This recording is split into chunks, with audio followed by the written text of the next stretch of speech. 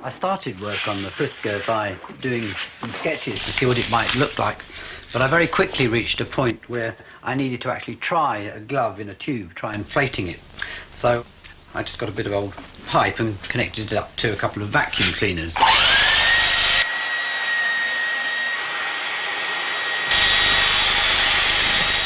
It used much more air than I was expecting.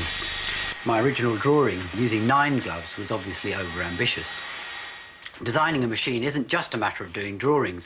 The trial and error process, messing around with prototypes, is an essential ingredient.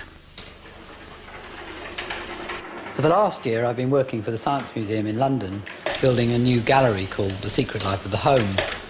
Just at the moment, we're making a series of surreal objects to hang from the ceiling.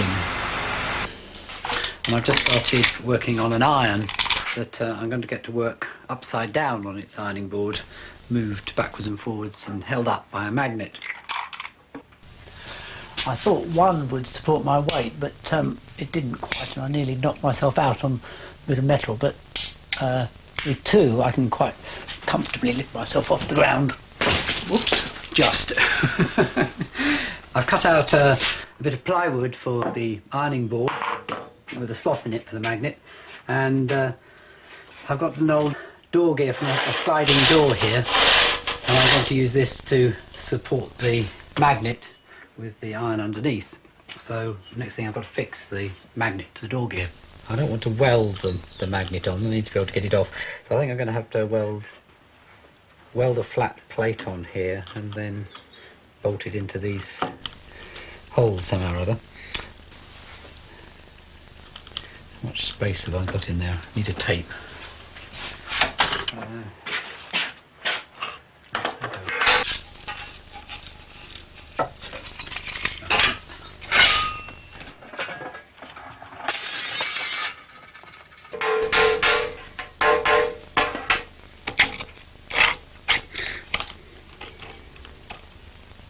I usually design all the details for these bits and pieces as I go along. It's much easier to see what shape and how strong bits should be if I've got the rest of it, the part finished machine, in front of me. I sometimes do a sketch when something's more complicated than this, but I still often change my mind when I'm actually making it. I think what I'm going to do next is drill the holes through there.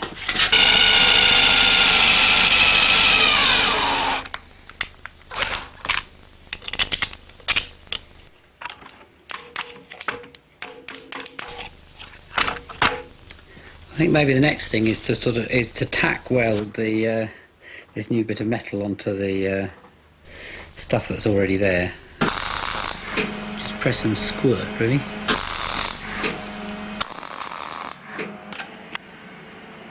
Oh damn, I'm going to put these bolts in the wrong way. I won't be able to get them to bits again. I suppose if I'd drawn all this out, that would have done a proper engineering drawing. I wouldn't have had this problem, it's true, but it's not actually a big setup.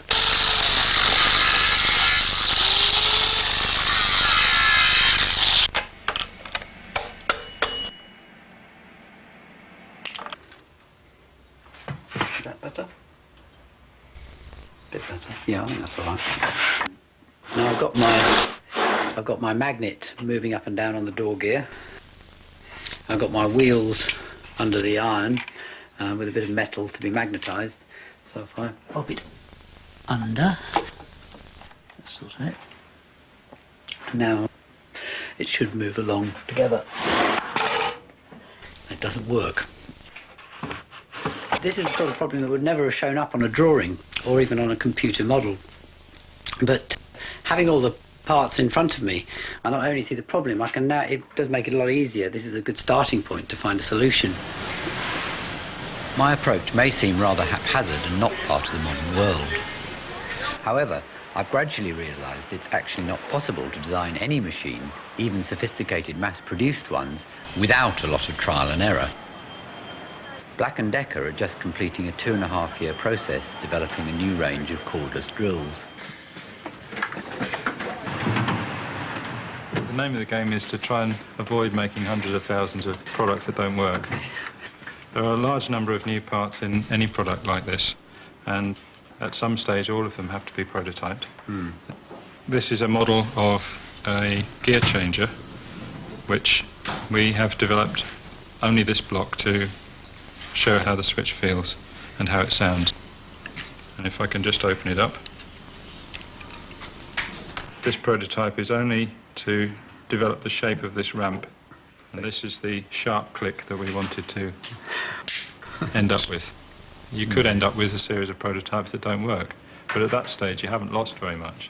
You can always go back and rethink it and make them again and try a new concept. Although Black & Decker make extensive use of computers, the designs of the prototypes still start with hand-drawn sketches. The engineers say they find it difficult to think of every aspect of a design while in front of the screen, and still prefer to use traditional pencil and paper. After the paper design has been done, the first thing every engineer wants is to see the parts for real and how they look, and make judgments about how strong they are and whether they're going to work. It's not possible to do all that off pieces of paper. Designing machines in detail on paper is a surprisingly recent idea. These are some of the earliest engineering drawings from about 1800 in the Science Museum library. The engineer obviously took great pride in them, colouring them in beautifully.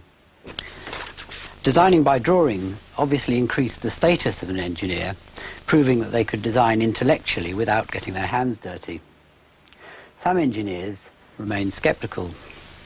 Naismith, the great 19th century engineer, wrote, "The eyes and fingers, bare fingers, are the two principal inlets to trustworthy knowledge in all the materials and operations that an engineer has to deal with.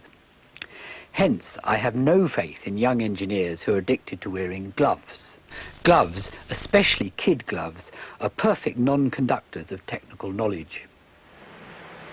Design engineers today don't generally get their hands dirty.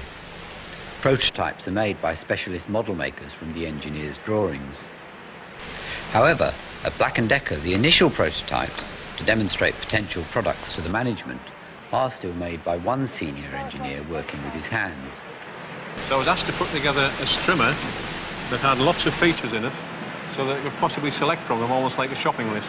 An easily adjusted handle, I thought it was one of the easiest things to do. So I mean, this was very simple to build, and I've just used the standard saddle clamp off a mountain bike. Oh, yeah. So I added some extra wheels, so they pop down like an aircraft undercarriage, and they go nice along the side of the side of the grass. You can see one of the problems of prototyping is you're building things. I mean, it was actually built in this position, but when you get to the retracting position, there was a slight interference with the outer guard. Yeah. So hence the two almost Mickey Mouse-like ears. I mean, that was done in 3 days. If I was to sit down and try and design each part of that, and then do a formal drawing, we're going to have a much longer time scale, and it's much easier to actually build the components. Because normally, as you're making one component, as you may be perhaps milling this component here, your mind, although you're actually milling that, your mind's working on the next interface. I mean, sometimes you get it wrong, as these ears demonstrate. Yeah. I never thought about them till I came to fold it back, and then obviously got a problem. And occasionally we might have to start again on a slightly different route. Yeah. But at least you've proved that route's dead. Yeah. So even a failure is a success. I've now got a bit further with my iron. I've now got a row of 5 magnets of alternating poles. I put them on the iron itself this time. They're only tiny, but they're these rare earth magnets that are incredibly strong. I can't get it off. I know if I trap my finger between two of them, I get a blood blister. And they go on there. And I've also added a motor and a chain. And this drives the door gear backwards and forwards.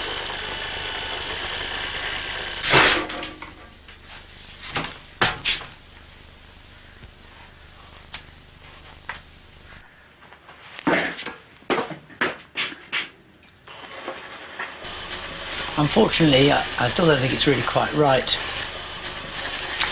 It's moving in horrible jerks. It's marking the ironing board, which rather gives the game away, and it still falls off sometimes. I also think it looks a bit dull. I think what I'm going to do is I'm going to actually have to start all over again. But this isn't defeat. The whole point of the trial and error prototype process is to find out about the problems. I made a new linkage to make the movement less jerky, fitted even stronger magnets, made a new frame to make the surface of the ironing board less uneven, and finally added a shirt.